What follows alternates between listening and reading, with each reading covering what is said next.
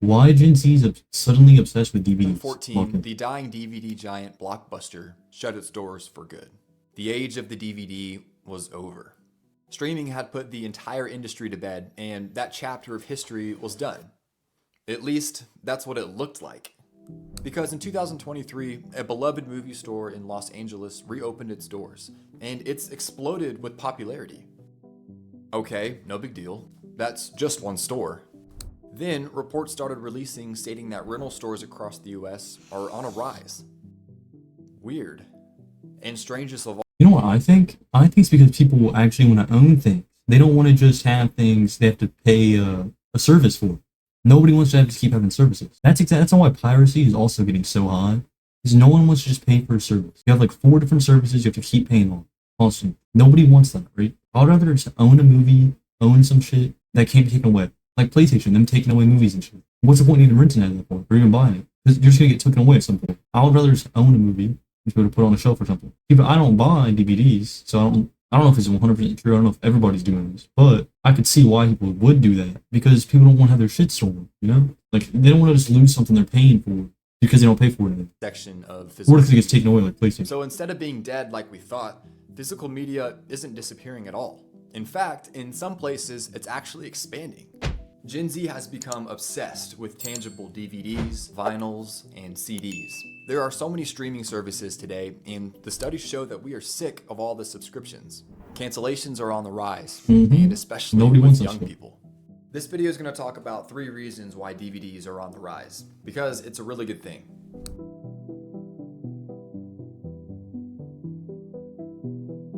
Also, gotta say, I don't think this is like a Gen Z thing. I'm pretty sure this is just anybody who's not over like 50 or something, or like any like younger-ish person. Not even like younger, but most people who have or have common sense would know that streaming is just going to shit. Everything must be a streaming service now.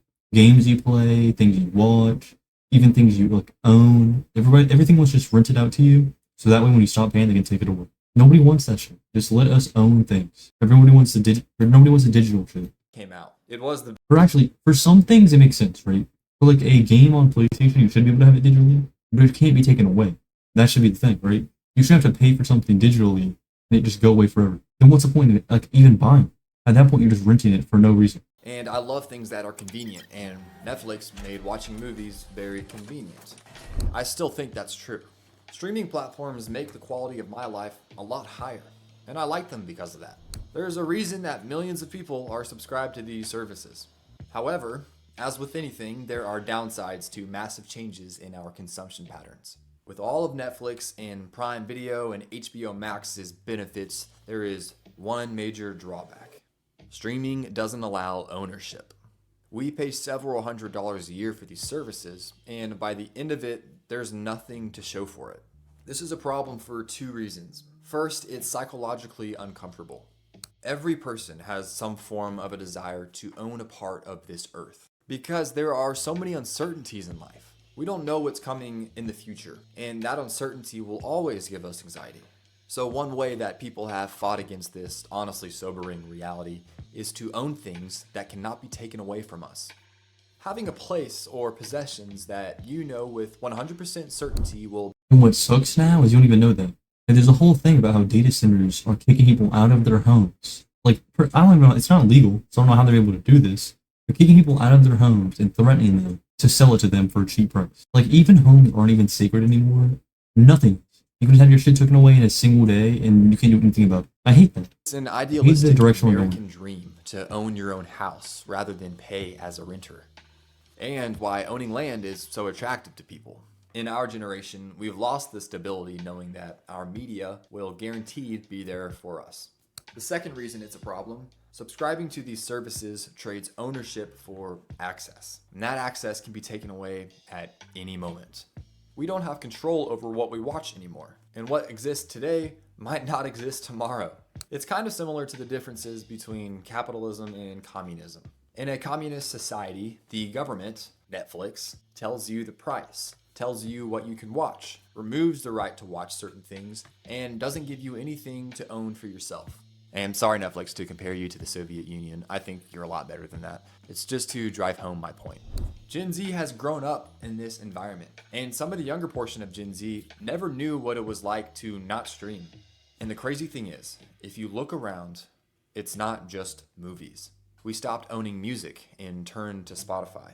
People bought fewer books and listened to them on Audible. And even software on our computers like Adobe are accessed only with a subscription. It's everywhere. It crept up on us, and we didn't realize at the time what exactly we were giving up. But the tides are turning. Now a generation is finally waking up to the fact that they own nothing, and they're making moves to go against it.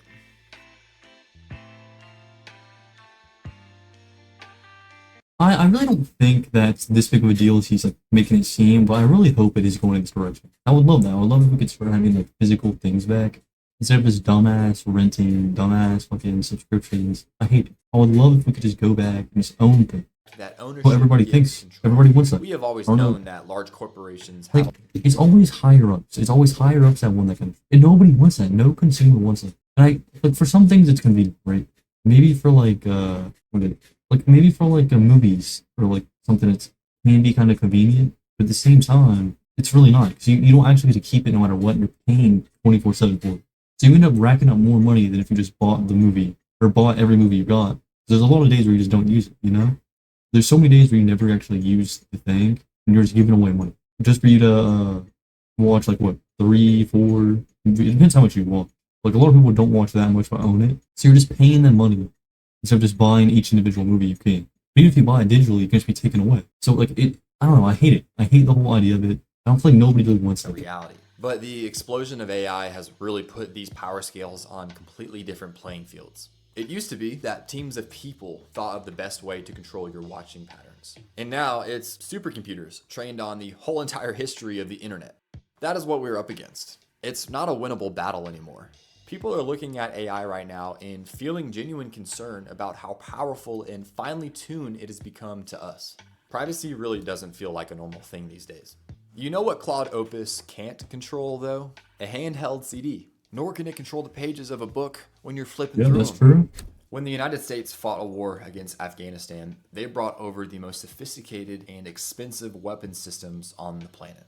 There was no way the local Afghans could match this level of firepower. Still, they found a way to make this war last 2 decades, despite the overwhelmingly large disadvantages. A saying developed amongst them to work out this exact problem: use low-tech solutions to solve high-tech problems.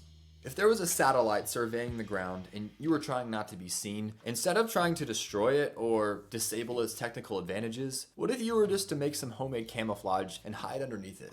It would cost you $15, and that found a way to beat a multi-million-dollar machine. Don't fight fire with fire. Play a different game. Look, the printing press for books was invented almost 600 years ago, and by all means considered, it's something very low-tech. Use that low-tech solution to take back control. How frustrating would it be to develop the world's most advanced AI model and somebody used a book to counteract it? I'm not calling for a revolution in the streets against big tech, but it's to our mental health yeah, advantage it should to be. rebalance our dependence on them. Use big tech as much as you want, and at the same time, be sure you have a portion of your life outside of its reach.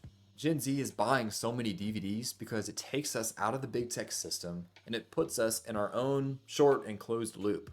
With DVDs, there are only 2 things involved: the DVD itself and the DVD player. Blu-ray if you want bonus points or something. No suggestions, and best of all, there's no algorithms.